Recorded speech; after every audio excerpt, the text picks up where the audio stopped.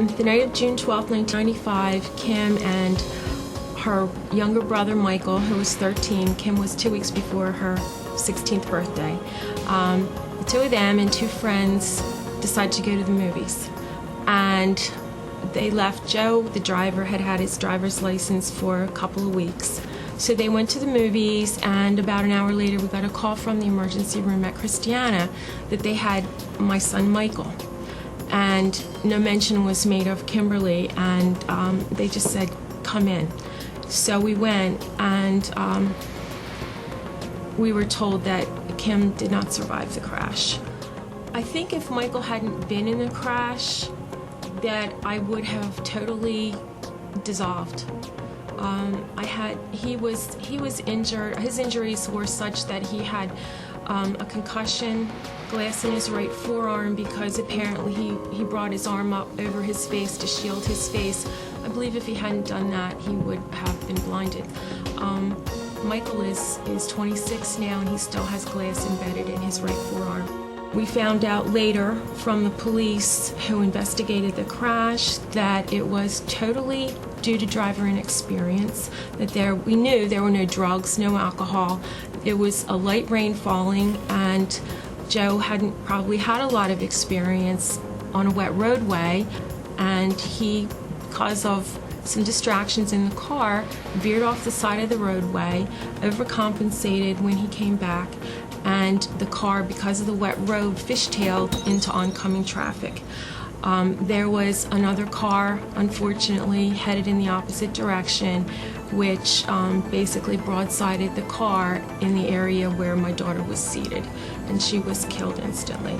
And he had been driving her to school every day, and he seemed to be a safe and responsible driver.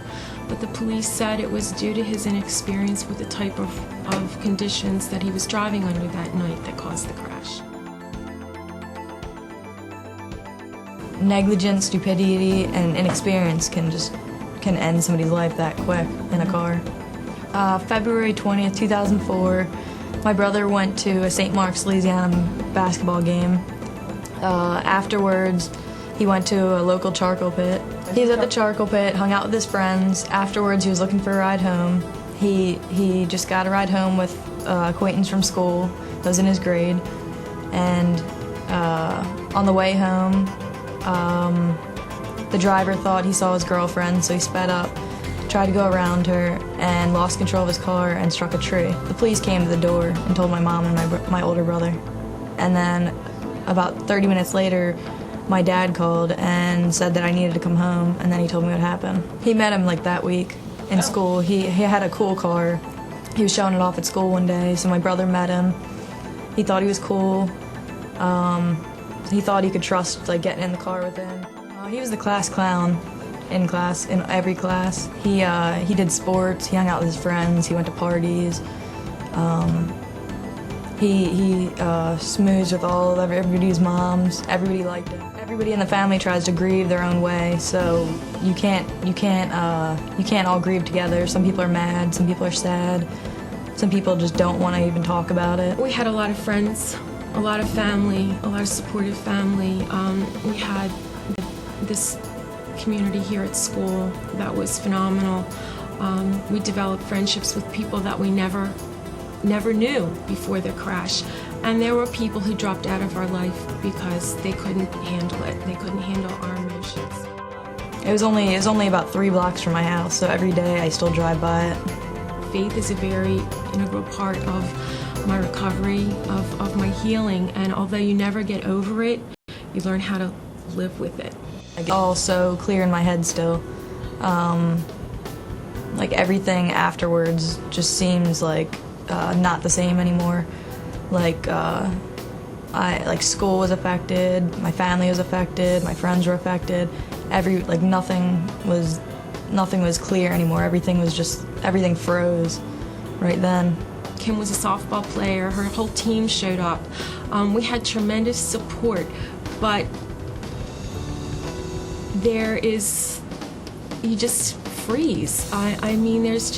There are no words. I can't imagine anything more devastating than having to bury your child. And when such a vibrant person is taken from this earth before she's 16 years old. It's just, it doesn't make any sense. And so probably the most difficult thing was to make sense of it. We kept asking why? And finally I gave up on asking the why question because there are no answers to why.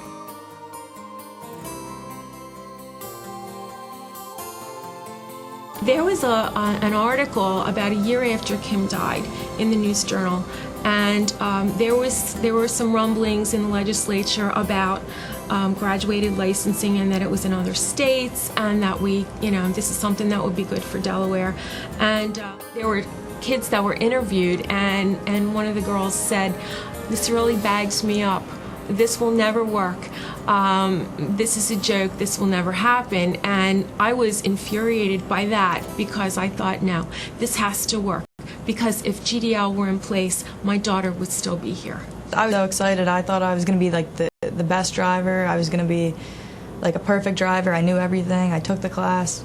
But that's not how it is. You can't just get behind the wheel and just be an expert automatically. 16-year-olds needed supervision and practice behind a wheel of a car before they were allowed to go out on their own, and that states who had these laws in place were seeing their statistics drop dramatically. Oh, inconvenience. Oh, I don't even want to hear that.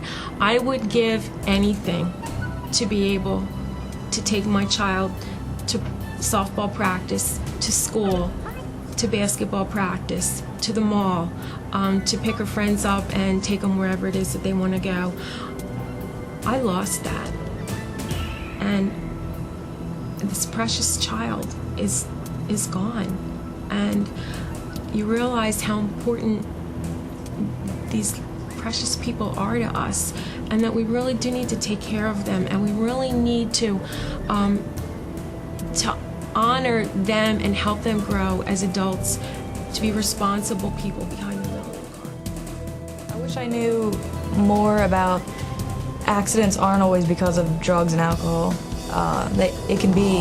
It can be just inexperience. It can be somebody that just doesn't care and wants to show off in front of their friends, speed. It can happen to anybody. I wish I'd known that I had more of a voice in what my child was doing. Driving is a privilege.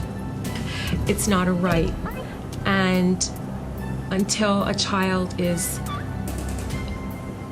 parent feels that a child is really a safe driver under all road conditions, then they shouldn't be given the keys to a car.